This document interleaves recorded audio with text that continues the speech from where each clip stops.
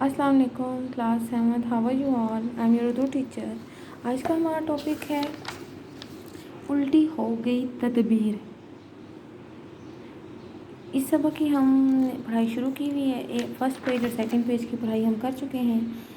تو previous knowledge تھوڑا سا دے دیتی ہوں کہ ہم کس چیز کے بارے میں پڑھ رہے ہیں. ہم پڑھ رہے ہیں کہ معاشرتی اطوار کے بارے میں، کہ معاشرے کے ماحول کو اچھا بنانے کے لیے ہمیں کیا کیا کرنا چاہیے، کن باتوں کا خیال رکھنا چاہیے، کون سے الفاظ استعمال کرنے چاہیے اور کون سے الفاظ نہیں استعمال کرنے چاہیے. تو آج ہم پڑھتے ہیں سبق کا اگلا حصہ. دعوت کے اختتام پر جب تمام سمندری جانور ملکہ ویل کا شکریہ ادا کرنے اور گھر جانے کی اجازت طلب کرنے آئے تو مشین نے ان کے بھی سارے کلمات چھین لیے. بیچارے جانور شکریہ اور اللہ حافظ جیسے کلمات کے بغیر ہی شرمسار سے اپنے اپنے گھروں کو لوٹ گئے. شرمساروں نے شرمندہ ہونا، مایوس ہونا. اس کے بعد تو سمندر کی فضا عجیب سی ہو گئی. تمام آبی جانور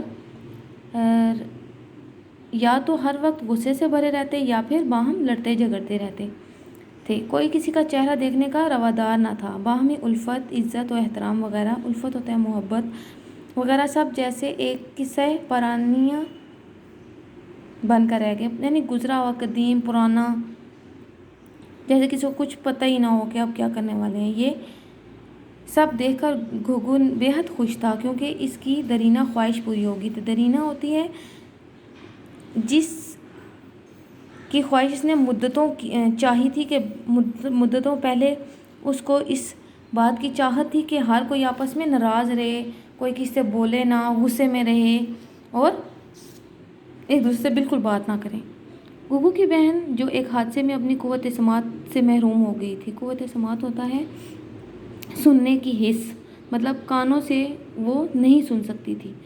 وہ گھگو کو بے پناہ خوش دیکھ کر بہت حیران تھی، کیونکہ نہ تو پہلے کبھی بات چیت پر یوں مسکراتا تھا اور نہ ہی اتنا خوش ہوتا تھا. آخر ماجرا کیا ہے، اس نے سوچا. اور پھر ایک دن وہ اپنے بھائی کے پیچھے اس سے چھپ کر لیبارٹری میں پہنچی. وہاں جا کر اس نے مشین کا راز جان لیا. وہ اپنے بھائی کی اس حرکت پر سخت غمگینہ خاطر ہوئی، یعنی اداس، مایوس.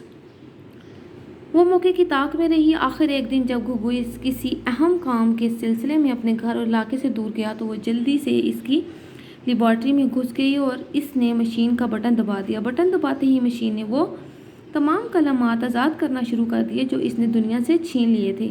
یہ سب دیکھ کر گھگو کی بہن کی خوشی کی انتہا نہ رہی. ارے یہ کیسے ممکن ہے؟ گھگو جو راستے میں ادھر ادھر سمندری جانوروں کو آپس میں لڑتا جھگڑتا اور برا بھلا کہتے ہوئے دیکھ رہا تھا، اچانک کچھ جانوروں کو ایک دوسرے سے گلے ملتے اور انہیں السلام علیکم کہتے دیکھ کر شدید حیران ہو کر بولا. وہ پھر واپس اپنی لیبارٹری کی طرف بھاگا. راستے میں اچانک اس پر ایک شارک حملہ آور ہو گئی. ایک مچھلی کا نام ہے. وہ بمشکل اپنی جان بچانے میں کامیاب ہوا، مگر اس حملے میں وہ اتنی بری طرح سے زخمی ہو گیا تھا کہ تھوڑی دور جا کر ہی وہ اپنے ہوش و حواس کھو کر گر پڑا. جب وہ ہوش کی دنیا میں واپس آیا تو اس نے خود کو ہسپتال میں پٹیوں میں جکڑا ہوا پایا. اس نے قریب ہی اپنے والدین کو کھڑے دیکھا جو کچھ جانوروں کا شکریہ ادا کر رہے تھے.